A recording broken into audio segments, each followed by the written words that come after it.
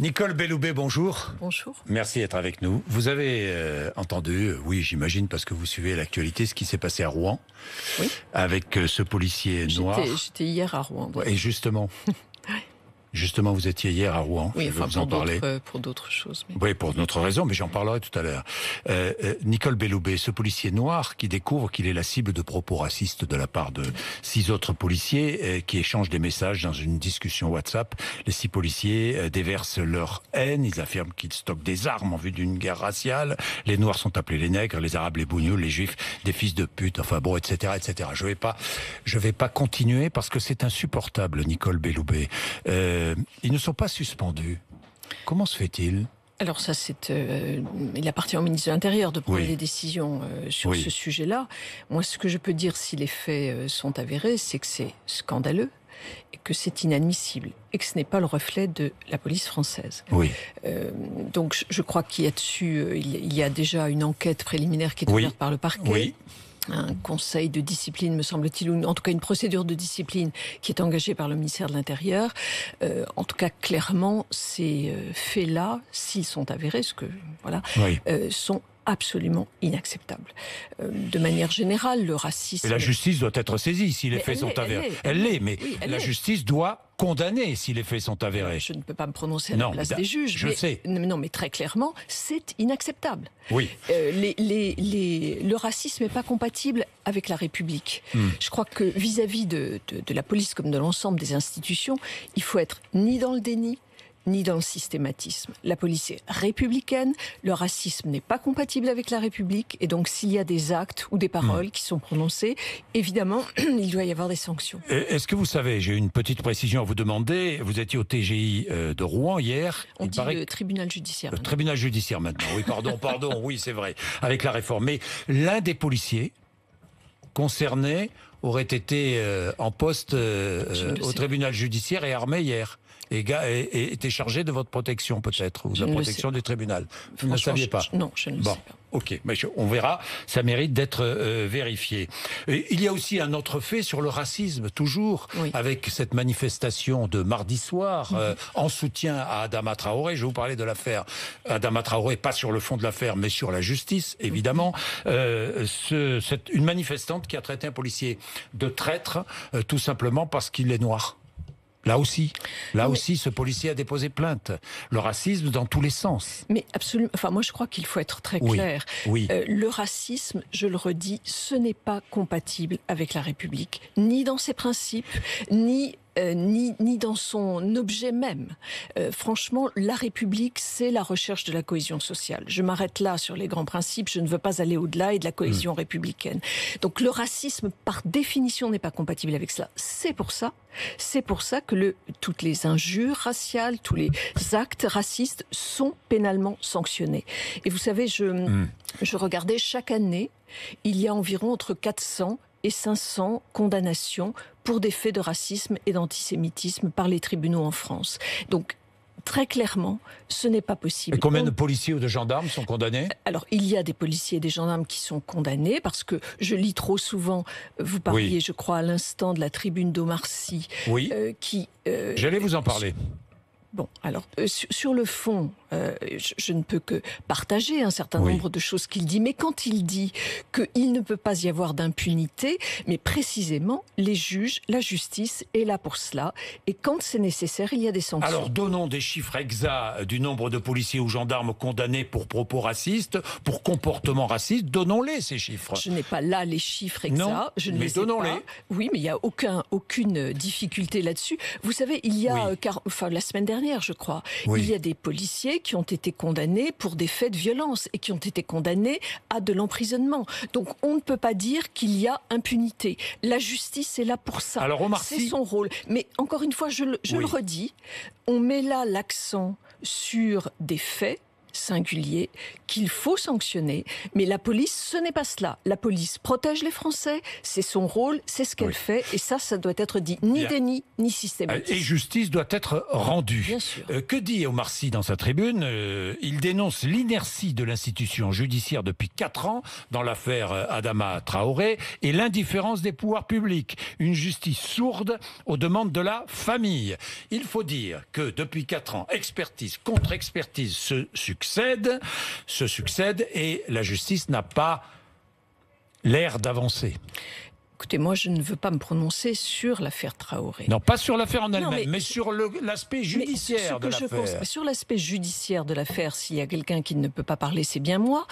Mais ce que je veux dire, c'est deux choses. Oui. D'abord, c'est que la justice, parce qu'elle est indépendante, a dépaysé le procès, puisque les faits sont déroulés dans le Val d'Oise, c'est à Paris que l'affaire est traitée. Elle a nommé 2 juges d'instruction qui sont indépendants, qui suivent ce dossier. Laissons-les faire. Enfin, ça fait 4 ans pour connaître la vérité. On ne connaît toujours pas la vérité. Ils ont demandé des expertises, c'est à eux d'apprécier ce que sera la Est-ce que justice sera rendue à Adama Traoré, à sa famille ou aux policiers? Je ne sais pas. Est-ce que justice sera rendue? Mais bien sûr, Monsieur Bourdin, comment pouvez-vous en douter? Justice est toujours rendue, parce que la famille doute. Non, la justice... De l'impartialité de la justice. Alors là, nous entrons dans un autre débat. Et évidemment, moi, je ne peux pas du tout aller en ce sens. Et parle d'impunité organisée. Non, ça, c'est inexact. C'est inexact. Quand je vous cite l'exemple de ce qui s'est passé la semaine dernière pour des policiers qui avaient commis des violences, quand je vous cite 500 condamnations pour des faits de racisme, non, la justice n'est pas... à charge elle doit statuer à charge ou à décharge, et ces jugements, évidemment, sont essentiels dans ce type d'affaires. Est-ce qu'on peut établir une comparaison entre l'affaire George Floyd et tout ce que ça a provoqué et l'affaire Adama Traoré, par exemple, en France? En aucun cas. Parce que nous ne sommes pas dans le même pays avec la même histoire. Les États-Unis se sont construits sur une histoire qui a été partiellement fondée sur la ségrégation. Ce n'est pas le cas en France, qui depuis 200 ans travaille à partir de l'esprit des Lumières, de la Déclaration des droits de l'homme et du citoyen, qui, je le dis et je le répète, précise que la loi doit être la même pour tous, qu'elle protège ou qu'elle punisse. Et c'est là-dessus que nous travaillons. Il n'y a pas de comparaison Nicole possible. Belloubet, les policiers demandent autre chose. Et on peut comprendre leur demande. Pourquoi les sanctions pénales de ceux qui attaquent les policiers, outrage, rébellion, violence, ne sont pas connues? Pourquoi est-ce qu'on ne les connaît pas? Elles sont connues. Encore une fois, les syndicats jugements de police demandent. Eh bien, écoutez, moi, je veux bien être... Ça sont les syndicats de police qui le demandent. Je veux bien... Quand la justice rend des jugements, ces jugements sont publics. Vous le savez, c'est une des caractéristiques de la justice que d'être public. Et donc, il n'y a pas de difficulté à porter à connaissance l'ensemble des jugements qui sont rendus. Mais je ne sais pas s'il faut catégoriser les jugements pour telle catégorie, pour telle autre catégorie. Mais enfin, s'il y a une exigence de transparence, je serai la première à la porter. Bien, et il faut rétablir la confiance entre une partie de la population et la police. Oui, c'est parce que indispensable. Voyez-vous, dans ce qui se passe actuellement, je trouve que ce malaise, il doit être entendu. C'est ce que je vous disais tout à l'heure. Ni déni, ni systématisme. Il faut entendre ce que disent nos concitoyens, il faut le comprendre, mais il ne faut pas faire d'amalgame. Vous comprenez, vous entendez toutes celles et ceux qui se plaignent de contrôle aux faciès? Vous le comprenez, vous les entendez, Nicole Belloubet? J'entends cela, cette observation-là, ou en tout cas cette crainte, ces récriminations-là ne sont pas nouvelles, vous le savez, puisqu'il y a eu de très nombreuses... C'est ça le problème, c'est qu'elles ne sont pas nouvelles, elles persistent, elles perdurent. Elles ne sont pas nouvelles, mais encore une fois, je pense qu'il faut être très clair, la police fait son travail. S'il y a des difficultés, s'il y a des changements de pratiques à opérer, elles sont analysées par le ministre de l'Intérieur, évidemment, et il faut toujours être ouvert à des évolutions. Mais encore une fois, la police n'est pas raciste en elle-même. Et ça, c'est important à préciser. Bien, le défenseur des droits propose une traçabilité des contrôles d'identité. Est-ce que vous y êtes favorable ? Encore une fois, c'est un dossier qui doit être traité. Non, mais par le ministère de l'Intérieur. Mais je ne me défile pas. Je ne me défile pas. Bon. Ça doit être traité par le ministère de l'Intérieur. C'est aussi le droit des citoyens mais qui est en cause. Et c'est important. Et en question. Mais encore une fois, il y a des expériences qui ont été tentées sur cette traçabilité. C'est évidemment extrêmement lourd à porter. Et un contrôle qui a été opéré le matin peut très bien avoir nécessité d'être opéré à nouveau le soir. On ne peut pas. Oui, mais le pendant le systématiser. confinement, on a eu une sorte de traçabilité, des contrôles d'identité, hein, franchement. Oui, ça a été tout à fait dans un objectif de santé publique. Ça a été mis en place. Dans un objectif de justice aussi. De santé publique. Oui. Non, pas de justice, de santé publique. Pardon. Oui, dans un objectif de santé publique, mais dans un objectif de justice, on pourrait aussi mettre en place une forme de traçabilité des contrôles d'identité, Nicole Belloubet. Je suis favorable à l'examen de tout ce qui peut améliorer l'exercice de nos pratiques. Vous n'êtes pas contre. Je suis favorable à l'examen parce que je n'ai pas, moi, au moment où je vous parle là, je n'ai pas l'ensemble des données qui me permet de dire qu'il faut faire mais l'examen, ça veut dire qu'on ouvre le débat. Pourquoi ne pas ouvrir le débat ? Le défenseur des droits fait des propositions. Ce que fait ou ce que propose cette autorité administrative indépendante mérite d'être entendu. Et je suis certaine que le ministère de l'Intérieur ça m'intéresse. Ça mérite d'être entendu. Donc ça mérite d'ouvrir ce débat à nouveau. Il avait déjà été ouvert. Je ne sais pas quelle réponse pertinente peut y être apportée. Bien. Le 23 juin, proposition de loi de la République en marche, limitant à 48 heures la rétention des mineurs étrangers et de leurs familles. Vous soutenez ou pas cette proposition de loi ? C'est aussi très intéressant. La rétention des étrangers, je suis désolée, c'est encore une compétence du ministre de l'Intérieur. Décidément, c'est ça qu'il va falloir que je fasse prochainement, à vous entendre. Non, pourquoi pas, non ? Ça vous intéresse ? Il y a un excellent ministre de l'Intérieur. Bon, d'accord. Donc, cette question-là, mais elle est évidemment très intéressante. Bien. L'instauration de mesures de sûreté à l'encontre des auteurs d'infractions terroristes à l'issue de leur peine. C'est aussi une proposition de la République en marche qui est là dans mon champ de compétences. On comprend très bien ce qui légitime cette proposition de loi. Il y a là des questions de constitutionnalité qui méritent d'être étudiées. Encore une fois, l'objectif est vous la soutenez ou pas ? Il faut travailler pour voir comment cette proposition de loi peut se transformer. Parce que je comprends bien l'objectif, puisqu'il s'agit pour des personnes qui ont été condamnées pour des faits de terrorisme, de s'assurer d'une forme de sécurité à la fin de leur condamnation. D'un suivi sérieux. Exactement. Et donc, il y a un travail très soutenu qui a été fait par la présidente de la Commission des lois qui porte cette proposition de loi. Il y a une bonne pivée. Voilà, nous sommes...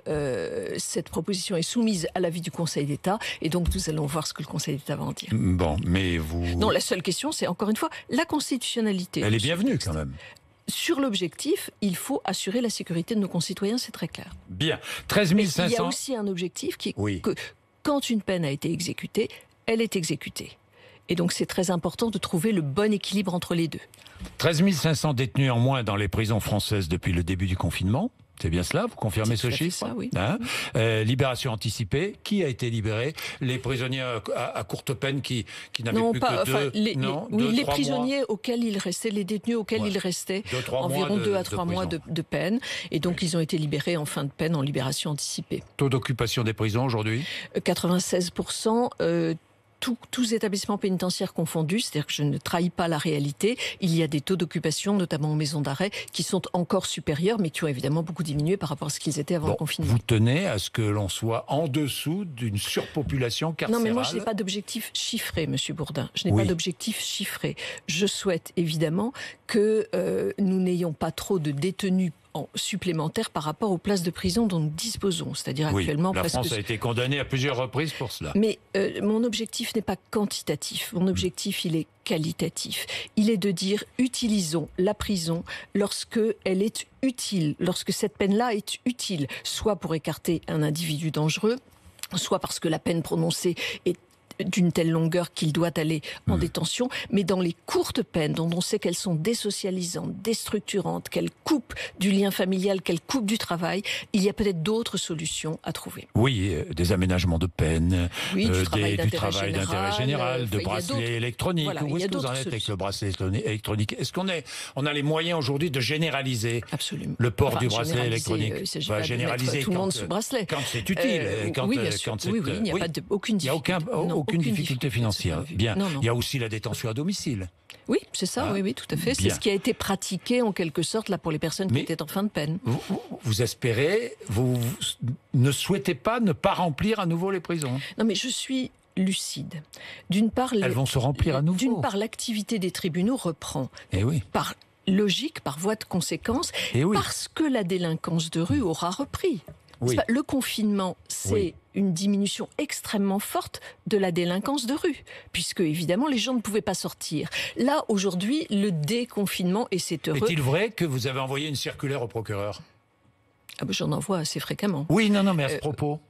Oui, je termine juste mon raisonnement, parce que si vous voulez, tout est lié. Oui. Confinement, baisse de la délinquance de rue, déconfinement, par définition, hausse de la délinquance, on le suppose en tout cas. Les tribunaux reprennent leur activité, des peines, des sanctions vont à nouveau être prononcées. Donc, des peines de prison. Mais ce que je dis simplement, et c'est le sens de la circulaire, j'imagine, à laquelle vous faites allusion, ce que j'ai clairement dit au procureur, c'est n'oubliez pas qu'une loi a été votée et que cette loi précise que pour les courtes peines, il y a d'autres solutions que l'emprisonnement. Voilà, vous rappelez au procureur. Je rappelle tout à fait cela. Ce qui permet peut-être d'éviter l'engorgement des prisons. Oui. Nicole Belloubet, oui. Bien, pendant le confinement, des détenus ont été maintenus en prison. Oui. Oui, mais maintenus alors que... Ah, vous parlez de la détention provisoire. Oui. Des détenus, oui, en détention provisoire. Injustement maintenus.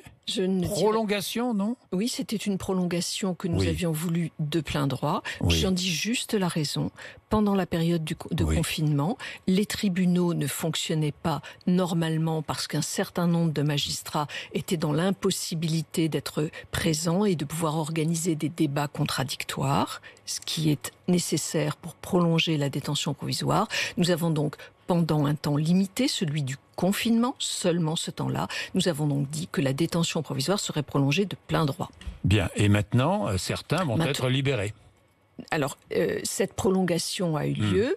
Il y a eu des recours. La Cour de cassation a rendu un arrêt. Et dans cet arrêt, la Cour de cassation, contrairement à ce que j'ai lu partout, la Cour de cassation n'a pas dit que les dispositions que nous avions prises étaient contraires à la Convention européenne des droits de l'homme. Elle a dit que ces dispositions étaient compatibles avec la Convention européenne des droits de l'homme, sous réserve que les prévenus puissent, dans un certain délai, voir un juge. C'est ce qui a été fait, et c'est ce qui fait que, d'ailleurs, très peu de personnes vont être libérées. Mais certaines personnes soupçonnées de terrorisme. Ah non. Non, absolument pas. Non, il n'y a pas de... Si vous voulez, les personnes qui seront libérées sont celles qui n'auront pas pu voir un juge. Il y en a quelques dizaines qui n'ont pas pu voir un juge pendant les délais imposés par la Cour de cassation. Bon, ces derniers temps, il n'y a pas eu de libération. Mais non, mais vous savez, dans les dispositions que j'avais prises pendant la période du confinement, j'avais exclu les auteurs de violences conjugales, les auteurs de faits de terrorisme, etc. Les règles de visite ont été assouplies dans les prisons. Oui, mais là aussi, il faut se replacer dans cette idée de virus, de pandémie. Nous avions suspendu les parloirs pendant la période du confinement, puisque les gens ne pouvaient pas sortir de chez eux, ils ne pouvaient pas aller voir leur famille détenue. Le déconfinement arrivant, nous avons remis en marche les parloirs. Stop Covid. L'application Stop Covid est disponible sur les smartphones depuis mardi. Combien de fois a-t-elle été téléchargée ? Vous avez des chiffres ? Je crois qu'il y a 48 heures ou 24 heures, c'était 300 000 fois. C'est beaucoup. C'est beaucoup. C'est pas obligatoire. Non, c'est pas obligatoire. C'était l'une des conditions d'ailleurs pour que cette application soit... Vous êtes rassuré concernant les données ? Si vous voulez, moi j'avais un certain nombre... Enfin, dans mon esprit, je portais ce que la loi porte, le règlement général de protection des données, c'est-à-dire le caractère volontaire, l'absence de traçabilité, pas de géolocalisation. Temporaire aussi. Temporaire, bien sûr. Important. Hein. Absolument, et c'est clairement écrit. Et c'est clairement écrit. Bien, les violences conjugales, je vais terminer avec cela parce que c'est plus 36% pendant le confinement, enfin signalement. De signalement, oui. De signalement. J'ai vu qu'il y avait une proposition de loi très intéressante qui proposait plusieurs mesures, notamment la suspension du droit de visite et d'hébergement d'un enfant mineur lorsqu'un parent violent est mis en examen. Oui, nous sommes. C'est une proposition de loi qui a déjà été examinée à l'Assemblée nationale et qui arrive au Sénat. C'est un texte important. Qui vient compléter, Marie Mercier, effectivement, c'est un texte important qui sera rapporteur. Oui, exactement. C'est un texte qui vient compléter la loi du 28 décembre qui a déjà été mise en place et qui notamment portait le bracelet anti-rapprochement, vous savez, qui permettra à des conjoints violents de rester éloignés, qui portait également la question des ordonnances de protection. Bref, c'est tout un ensemble de dispositifs là qui est mis en place, dont celui que vous citez. Et c'est un dispositif. Mais vous seriez favorable à la suspension du droit de visite? Vous soutenez cette proposition? Nous avons vraiment là-dessus, par rapport à la proposition de loi qui a été portée par l'AREM et par Madame Couillard à l'Assemblée nationale, il y a des dispositions sur lesquelles nous sommes en plein accord. En plein accord. Merci beaucoup, Nicole. Merci à vous d'être venue nous voir. Merci, garde des Sceaux, ministre de la Justice sur RMC et BFM TV ce matin.